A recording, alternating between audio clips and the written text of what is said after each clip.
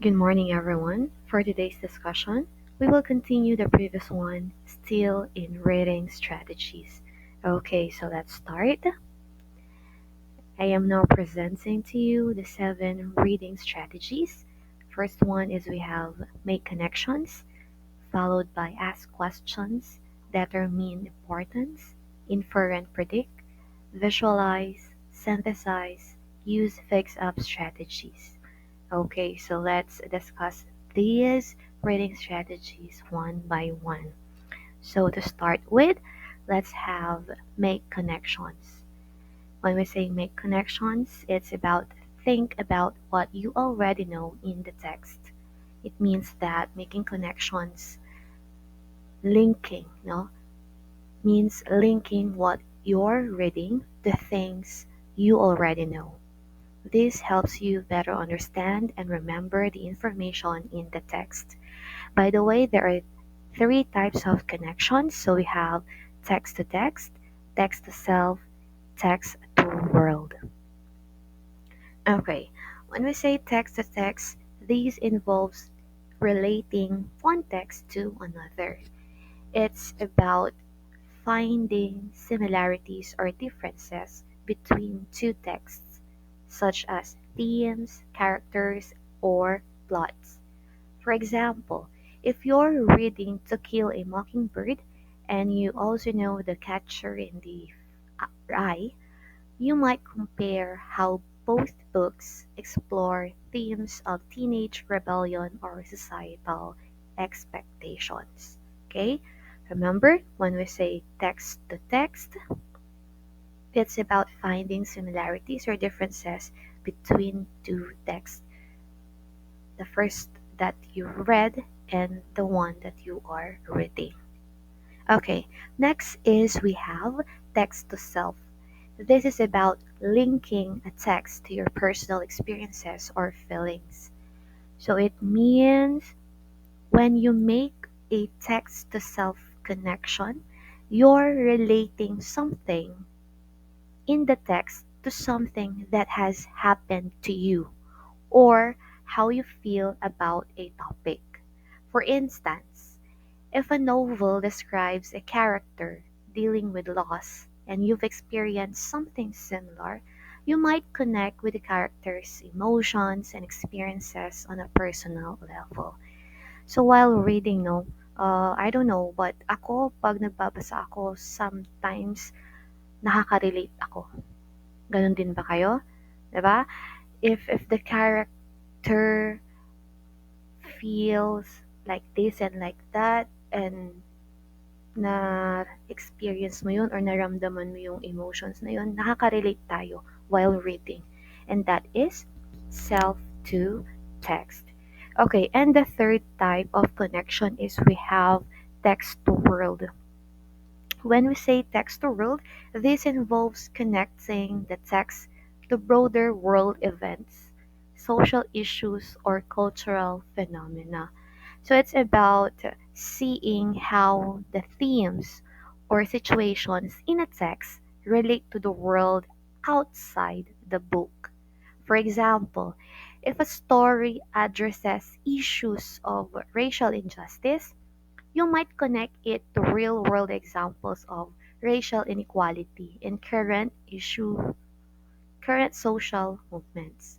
So these connections help deepen understanding and engagement with a text by relating it to different contexts and perspectives. Okay, next reading strategy is we have ask questions.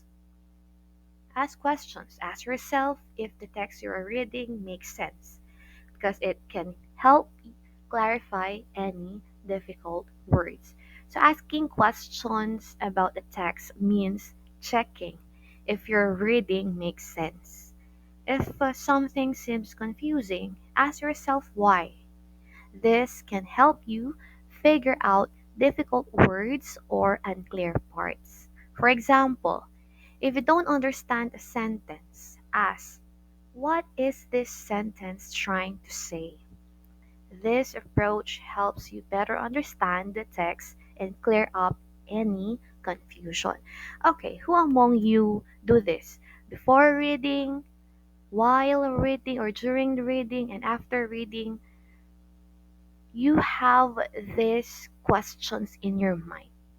Diba? Sino yung ganito na pag nagbabasa or bago magbasa, habang nagbabasa or pagkatapos magbasa, marami kayong tanong about sa text na binabasa ninyo. It means that you are really, okay, reading talaga. Okay? Next is we have, the next reading strategy is we have determine importance. It means focus on what is most important in the text. It will lead to true comprehension and retention of information. So determining importance means figuring out what parts of the text matter most. By focusing on the main ideas or key details, you can better understand and remember what you've read. For example, if you're reading a story, pay attention to the main events and characters rather than getting caught up in small details. So this helps you grasp the big picture and keep the important information in mind. Okay, so while reading, most of us, we are after with what was the most important, or what is the most important part of the text. Okay, so this is one of the reading strategies, which is determining which part of the text is the most important. Okay, next is we have infer and predict. So let's differentiate the two. When we say inference, this is called the educated guess based on available information. When we say prediction, it allows learners to utilize information from the text. So this is like making an educated guess based on what you know.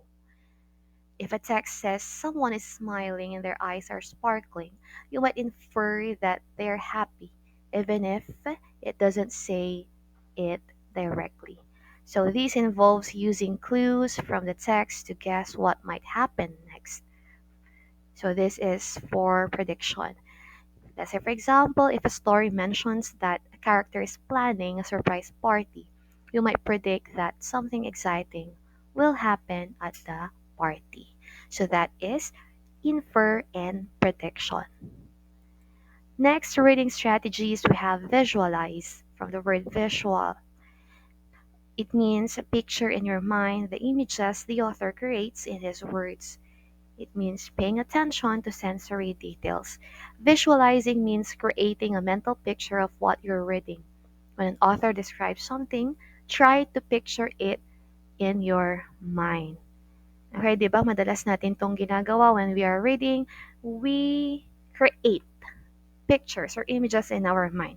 Or should I say, we imagine the things, or the words rather, that we are reading. For example, a text talks about a sunny beach with waves and seagulls. Imagine what that looks and feels like. So, paying attention to sensory details like what you might see, hear, or smell helps make the story more vivid and real in your mind. So, since we mentioned sensory details, I am showing you right now the different types of imagery. Actually, there's a lot, or there are various types of imagery, but since we are talking about sensory details, we'll be talking about the types of imagery that have something to do with our senses. So we have visual imagery, kinesthetic imagery, gustatory rather, imagery, olfactory imagery, and auditory imagery. So let's discuss and have some examples, no, in each types of or in each type of imagery. So let's have visual imagery. So when we say visual imagery, this is about what you see. We are using our sense of sight, our eyes. It describes colors, shapes, and objects so you can picture them clearly. So let's say, for example, The golden sunset bathed the sky in shades of orange and pink. So this is an example of visual imagery. Next is we have kinesthetic imagery. So this type of imagery relates to movement or physical sensations. It helps you feel the action. Let's say, for example, she felt the rough texture of the bark as she climbed the tree.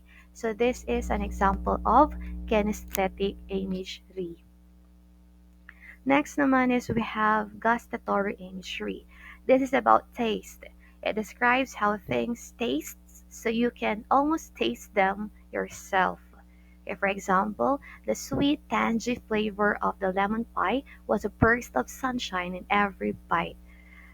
And next naman is we have olfactory imagery. This relates to smell naman.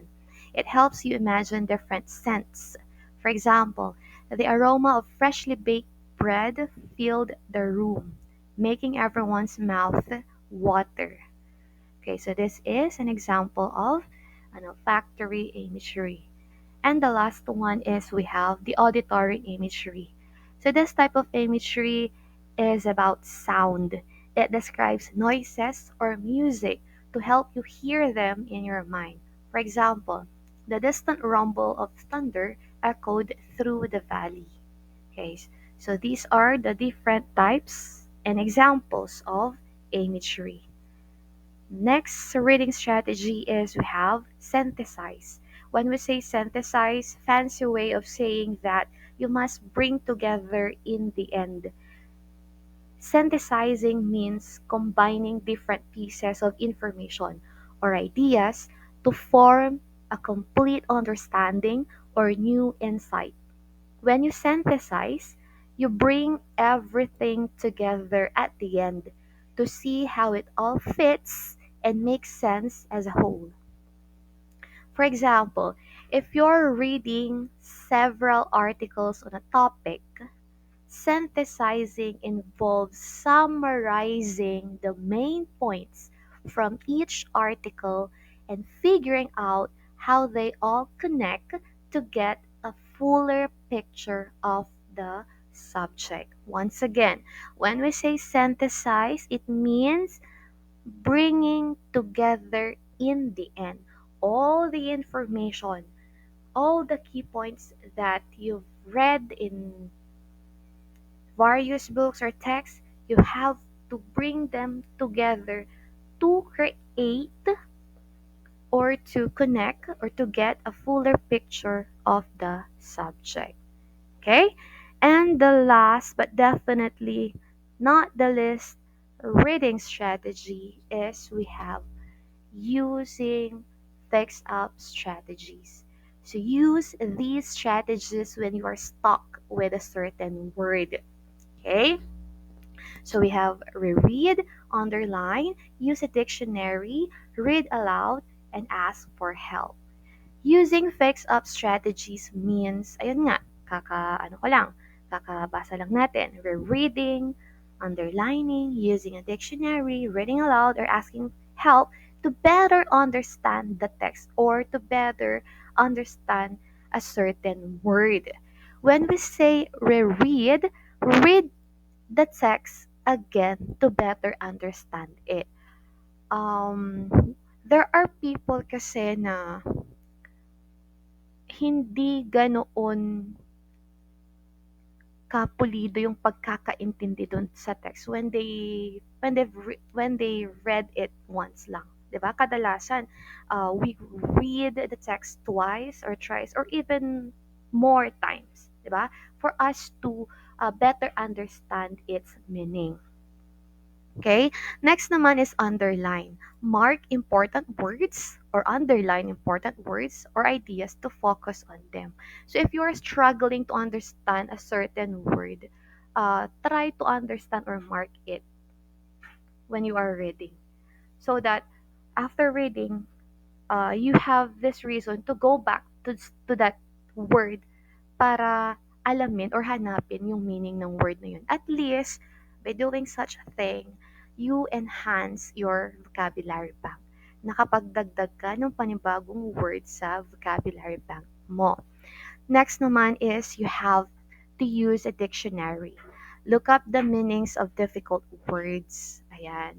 So actually, using dictionary at the moment or nowadays is hindi na siya ganoon kaginagamit kasi meron na tayong online, 'di ba? Pero still, mas maganda if you know how to properly use a dictionary. Alam nyo ba? Alam nyo bang gamitin ang dictionary? Okay, next is we have read aloud. Reading out loud can help you hear and understand the text better. Well, there are people talaga na they choose to read text quietly or silently. Pero may mga tao din naman na they wanted to hear themselves reading the text aloud. Kasi for them, mas naiintindihan nila if they are hearing themselves reading the text aloud. Okay? Next naman, or the last fix-up strategy is we have ask for help. If you're still confused, ask someone to explain it to you. Ayan. So, kung talagang wala kang ibang resources, kagaya ng dictionary, or wala kang internet or what, you can ask somebody na alam mong